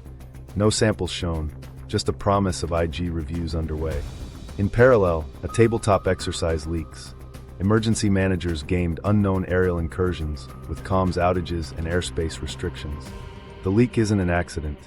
It's a reassurance. There's a plan, and it needs resources. Here's where Blue Beam folklore accidentally helps the grown-ups. Because audiences associate fake invasion with holograms and sky gods, anything less gaudy reads as authentic. No lasers? Must be real. That inversion is powerful. It lets managers escalate with glitches and gray zone visuals, jittery tracks, intermittent lights, unexplained RF noise, while critics waste breath swatting the cartoon. The credibility premium accrues to the quiet. Micro-story. A small city's airport halts departures after an unknown intrudes on approach paths. ADSB shows clutter. Tower audio reflects confusion more than fear. Flights resume in 40 minutes. The evening newscast folds it into a montage of similar incidents nationwide. The next day, a senator cites cumulative disruption to press a resilience bill that expands reporting mandates and grants limited emergency authority to throttle local airspace during unattributed anomalies. It passes in committee. No spectacle, real teeth. Meanwhile, procurement doctrine stretches. Rapid acquisition offices cite time-sensitive risk to national infrastructure and move sensor kits to airports and ports. A cross-domain fusion cell adds a shift. Contractors get task orders to improve anomaly attribution latency. FOIA requests bounce off the same twin shields, sources/methods and trade secrets, while glossy quarterly updates show trend lines with just enough red to justify another tranche. The tell, if you're watching closely, is how asks outrun shows. The public sees a handful of disruptions and a few ambiguous clips. The policy requests, however, scale beyond those anecdotes: broader data conscription, expanded reporting compulsion, deeper classification baskets, more continuity spend. The delta between inputs and asks is the staging gradient. Not proof of malice, proof of momentum seeking food. There's a safety valve too. If escalation spooks markets or allies, the script breathes. Officials lean back into likely adversary tests, promise countermeasures, and praise allied coordination. Budgets don't shrink, they swivel. If geopolitical heat makes that lane risky, the language returns to unknown, floats a careful non-human, and recenters on resilience. The category flexes, but it doesn't pop. So, invasion light isn't a laser over a capital. It's a drumbeat of plausible anomalies that justify permanence. Enough to refresh attention, measured to survive scrutiny, calibrated to convert "we can't rule it out" into "we can't stand down." Doctrine echoes, strategic documents that mirror the script. While headlines chase lights, doctrine writes the future tense. Strategy memos shift from enemies you can name to domain-agnostic threats, moving through the global commons. The phrasing sounds bland until you see what it permits: anything, anywhere at once. Whole of government becomes reflex, not exception. Agencies rehearse alignment before a target exists. Continuity planning updates hum in the background. Standing emergencies renew with fewer debates. Readiness postures, distributed command, redundant comms, slide from contingency to default. The message between lines: permanent liminality. Not war, not peace, a mobilized middle that budgets can live in. Procurement doctrine mirrors it. Rapid capability insertion under ambiguity becomes a virtue. Urgent needs brief skip rungs if attribution's unclear. Oversight compresses into after-action memos. You don't need a culprit to field a censor. You need a sentence: "We can't wait." Meanwhile, doctrine deputizes partners. Whole of society resilience drafts telecoms, platforms, cloud vendors into response webs. Liability shields sweeten it. A footnote defines anomalous as anything that degrades critical services. That basket will never be empty. Here's the resonance with Iron Mountain. Governance through perpetual external risk, implemented by verbs, not speeches. The substitutes for war arrive as checklists, coordination matrices, reporting schemas, escalation ladders. It's tidy, almost boring. The real reason they fake it. Here's the part that sits under everything we've walked through. Why build an apparatus that can stretch unknown into permanence? Because a borderless, durable crisis solves political math that normal life refuses to solve. Fractured parties, polarized publics, budget cliffs, oversight fights. An external, existential frame melts those obstacles faster than any whip count. If the sky might be hostile, cooperation stops being a virtue and becomes a reflex. Think about the governance prize. A planetary threat, carefully implied, never fully resolved, authorizes transnational coordination that domestic fights would stall. Data-sharing compacts between agencies become data-sharing compacts between nations. Standards for sensor fusion morph into standards for identity and access. A global situational awareness backbone suddenly needs common credentials, harmonized encryption, and reciprocal authorities. Translated, digital IDs that work across borders, common rules for what platforms must hand over, and joint centers that brief multiple flags at once. The ET pretext isn't proof of visitors. It's a shortcut to structures that would otherwise die in committee. Now look at the surveillance and speech side. If anomalies can panic markets or trigger unsafe crowds, moderation stops being a culture war and turns into safety protocol. Platforms get guidance to slow virality on unverified sky events. Geofence content holds while officials deconflict. Biosensors, sold as health tools, slot into resilience dashboards to detect stress surges during incidents. A camera on a light pole that once needed a crime map to justify itself now gets folded into aerospace anomaly response. The guardrails tighten, labeled as seatbelts. This is where the peace economy problem mutates into a feature. You don't have to declare war to keep a mobilization machine running. You fund prevention, detection, and response across every domain, all the time. There are no body counts on a scoreboard, so the moral accounting is cleaner. The spend looks like preparedness, not aggression. Constituents who'd balk at tanks accept telescopes, radomes, fiber, clouds, and analysts, especially when the local jobs map glows green. The apparatus hums without sending anyone's kid into a trench. Meanwhile, the market does what it always does with fear. It monetizes it. Data brokers that once sold retail footfall patterns now sell anomaly baselines by zip code. Defense unicorns pitch cross-domain fusion as a subscription, with SLAs tied to unknown resolution metrics. Space surveillance firms get recurring revenue to keep watch over orbital shells no one owned 5 years ago. Standards bodies publish APIs for anomaly reporting. Startups pop up to be the Stripe of credible incident intake. The money isn't in a reveal. It's in a forever problem with quarterly updates. Get this, the ultimate substitute, Iron Mountain name fits too neatly to ignore. A borderless, endless, unverifiable enemy. You can't prove absence. You can't certify omniscience. The system bakes in humility as justification for continuity. Von Braun's last card, at least as Carol Rosen framed it, lands here as a lesson in sequence, not scripture. If each prior card, terror, rogue states, pandemics, organized society for a time, a non-human specter is the neatest way to harmonize without choosing sides. You can rally against a category and leave alliances intact. Here's a micro moment in a situation room that explains the pull. A deputy national security advisor stares at a slide with 3 bars.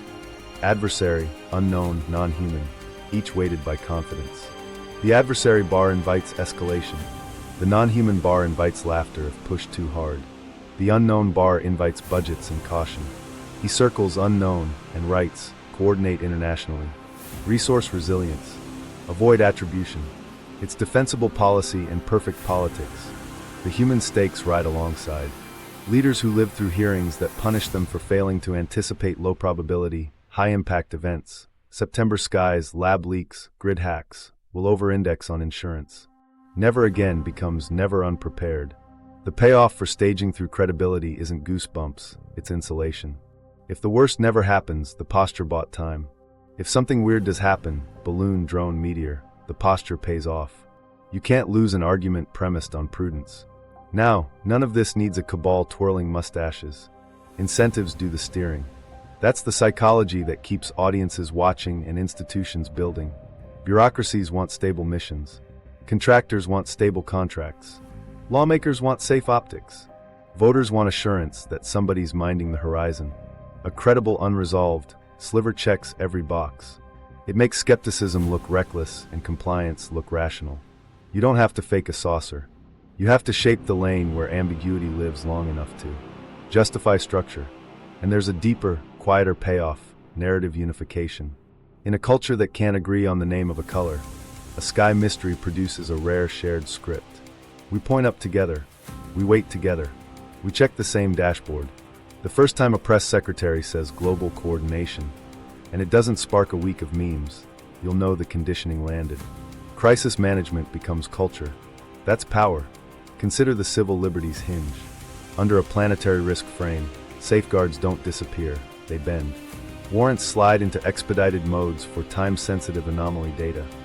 Location pings that would have demanded a judge's pen come via emergency disclosure from platforms that can read a color band on the federal dashboard. The guardrails still exist on paper. The thresholds change by practice.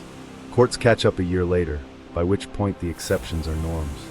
Meanwhile, allies mirror and lock. A NATO annex on AARO cyber anomalies. A Five Eyes memo standardizing classification tags for non-attributed sky events. Regional compacts for space surveillance data sharing. Each document is mild on its face. Together, they birth a governance block for a category that didn't exist 20 years ago. If tomorrow a spectacle arrives, staged or stumbled, the lanes are already painted. The convoy rolls without a vote.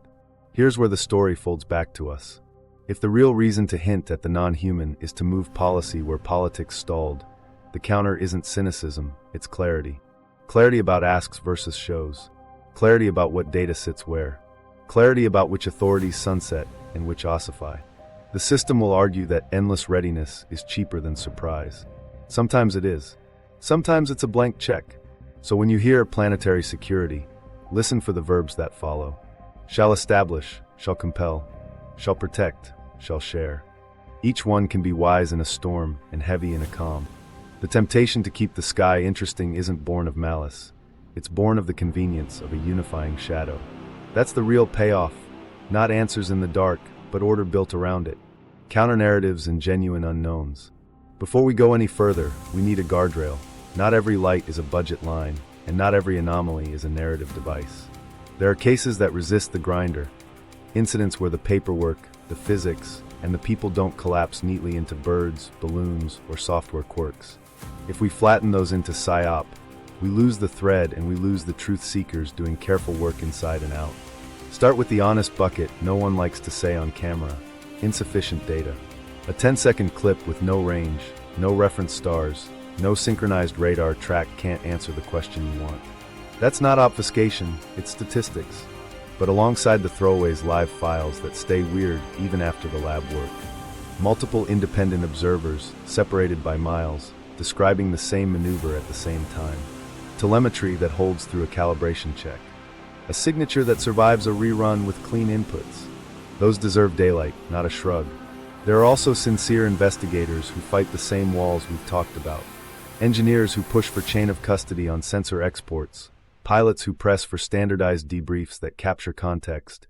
Analysts who audit timestamps and lens metadata before they let a clip breathe. Some of them wear badges, some build telescopes in their garages. Their common language isn't conspiracy. It's protocol. When they ask for spectra, for telemetry, for provenance, they're not grandstanding. They're trying to separate noise from signal, so the word unknown keeps its value. Here's the split we have to keep clean in our heads. Staged policy incentives can ride the same highway as authentic mysteries without either one proving the other. Threat inflation can coexist with genuine unknowns. A committee can overplay a hedge while a team in a hangar bay chases a target they can't quite pin. If we force a binary, either Psy-Op or proof of visitors, we'll miss the middle where the real work happens. So what does practical skepticism look like when the sirens quiet down and the inbox fills with claims? Start with raw data or don't start. If there's video, ask for the original file with EXIF intact, not a screen recording with a soundtrack. If there's radar, ask for scope captures and mode settings, not a summary slide. If there's an eyewitness, ask for time, location, heading, altitude, and what they were doing just before. Map the sightline. Check for known passes, satellites, Starlink trains, aircraft routes. It doesn't kill the wonder. It preserves it for the cases that pass through those sieves. Chain of custody is the unglamorous hinge. Who handled the data, when and with what tools? Was it transcoded? Did anyone run a contrast enhance or a denoise that seeds artifacts? Get that wrong, and you're defending ghosts. You create it in post. Get it right, and you can take a clip to independent labs without watching it turn to smoke. This is where classification bites. The best captures often sit behind fences for good reasons. But if those fences are going to harden, offices owe the public a parallel, sanitized datasets with enough fidelity for outside replication. There's a science path, even in a world allergic to releases. Build civilian networks that don't depend on a single feed or institution. Calibrated cameras with known lenses and fixed mounts. GPS-disciplined timestamps. Open protocols so researchers can cross-check without begging a platform for access. If academia wants to matter here, it has to step into the mud. Publish methods that graders can reproduce, not just conclusions that go viral. Microstory. A small team on the edge of a desert installs 3 synchronized cameras with overlapping fields and spectrometers on each rig. One night, all 3 pick up a transient at high altitude, bright in near IR, muted in visible, odd in its flicker pattern. They pull the frames, verify time codes, match it against aircraft and satellite databases, no hits. They publish the dataset, tools, and code. A month later, a grad student in another state reprocesses the spectra and flags a known satellite with a glint geometry that fits. The team updates their paper. No scandal, just science working under real conditions. What nobody knew at the time they first saw that flicker was how much discipline it would take to keep unknown useful. That's the ethos to carry forward. Demand enough detail to be wrong publicly. If a claim can't survive a chain of custody check, quarantine it. If a witness resists specifics, thank them and move on. If a lab hedges with unresolved for now, preserve the hedge alongside the method so someone else can test it later. And yes, leave room for the edge cases that don't fold after all that. Not as proof of a visitor, not as proof of a plot. Simply as a reminder that high-signal anomalies exist and merit careful attention without the drumline. Protect the category from both overeager believers and overconfident debunkers. The middle lane is narrow. It's also where progress happens. So when the next briefing leans hard on credible, and the next special promises never before seen, hold two thoughts at once. Institutions may be using ambiguity to build architecture. Nature and technology may still be throwing us puzzles we haven't solved. Our job isn't to pick a team. It's to build habits that can handle both. Verify sources, insist on raw, map incentives, and keep the word unknown from being weaponized or wasted. Civilian playbook. Staying grounded if the sirens sound. If one night the alerts stack up and anchors start using words like anomalous and non-human, your first move is nothing, on purpose. Pause. Count to 30. In a manufactured rhythm, speed is a character. Don't give it your judgment for free. Now verify sources. Single-point narratives are brittle. Coordinated truth never lives in one account. If a clip surfaces, find the earliest upload, not the repost with a logo. Check if the file is original or a screen recording. Look for context, time, location, weather, what else was in the sky. If the coverage leans on a still frame and mood music, you're being asked to feel more than you can know. Ask for data the way a flight safety board would. Spectra, if any was captured. Telemetry from the platform that saw it. Sensor mode, range, angle off, airspeed, altitude.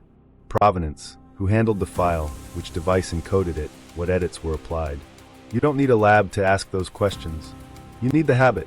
If answers come back as sentiment, believe me, trust the source, park it. That's not skepticism for sport. It preserves attention for claims with bones under them. Map incentives as you listen. Who benefits if ambiguity expands? Watch for tells. Sudden calls to grant new authority, compel reporting, broaden classification, or fast-track procurement. Especially when the visuals don't justify the velocity of the asks. If the footage looks like a blip, but the policy leap is a canyon, mark the delta. That gap is where staging hides. Build your own ladder of verification before you climb anyone else's. Step 1. Corroboration. 2 independent sources with different vantage points, not just 2 accounts quoting the same press release. Step 2. Method. Does the claim contain enough detail to be wrong? If not, it's not strong enough to be right. Step 3. Replication. Can someone outside the original circle check the data and reach the same or a better conclusion? If the answer is classified, that's fine for national security. It's not a foundation for public certainty. Keep your information network local and redundant. If cell networks clog and push alerts get noisy, have a plan that doesn't depend on a single platform. Ham nets, neighborhood text trees, analog radio, even a community board. With posted updates from known level-headed folks. Panic radiates when people feel alone with a feed. Resilience starts when they can hear a familiar voice say, "We're checking, here's what we know, we'll update at the top of the hour." Don't share raw clips to chase clout. Share requests for method. Original files only, no edits, include time and location, note sensor settings. If you become the person asking for process instead of clicks, you slow the rumor engine and protect your neighbors from spirals that take days to unwind. Treat official statements like partial data. We can't discuss details in an open setting signals classification, not necessarily catastrophe. Pair that with what's observable around you. Is air traffic truly halted or just rerouted? Are utilities showing actual degradation or just cautious throttling? Is the local hospital quiet? Sometimes the scariest language rides on a day that looks like any other, and that mismatch is your cue to breathe. If visuals flood in, calibrate with known illusions. Drones swarm in patterns, satellites glint at predictable angles, camera autofocus hunts in low light. Parallax makes far things look like they outrun you. None of these explain everything. They explain enough to keep you from handing your adrenaline to the first wild thread. On the policy side, call your representatives and ask for specifics that resist drift. Sunset clauses on any emergency powers invoked. Independent science panels with mandates to release methods and sanitize data, not just executive summaries. Chain of custody standards for any materials claims routed through inspectors general. If they argue for classification, ask for parallel public datasets designed for third-party replication. Bureaucracies respect persistence and paper trails. Be the constituent who builds both. If something real hits, GPS drifts, flights pause, a city issues a shelter advisory, default to the same posture you'd take for a storm. Check on your people. Keep one device charging. Conserve battery on the rest. Gather water, meds, and a radio. Follow local instructions that name places and times. Ignore vague national takes that sound like vibes. Big events shrink to practical scale at the block level. Help there first. And here's the emotional hinge that matters most. Hold space for wonder without renting it to fear. If there's a genuine unknown, it can withstand a week of disciplined questions. If there's a staged escalation, it needs you flustered in the first hour. Calm is a civic act here, so is curiosity armed with method. One last habit: log your observations like a boring scientist. Time, place, what you saw, what you heard, what devices were on, what apps pinged you, what your neighbors reported. If the moment passes and the headlines move on, your notes become context for the next cycle. If the moment deepens, your notes become evidence that resists both embellishment and erasure. You don't need clearance to be useful. You need posture. Pause first. Ask for data. Map incentives. Build local redundancy. Advocate for sunsets and science. Keep your awe. Guard your mind. And don't let a sky you don't control decide how you treat the people standing next to you. A staged external enemy is the cleanest path to permanent emergency rule dressed as prudence. If you want to see how this thread ties into real hearings, budgets, and data fights, subscribe and watch our next deep dives on whistleblowers and polygraphs. Share this with one person who'd believe a staged event, compare notes, and agree on your first 3 questions when the sirens start.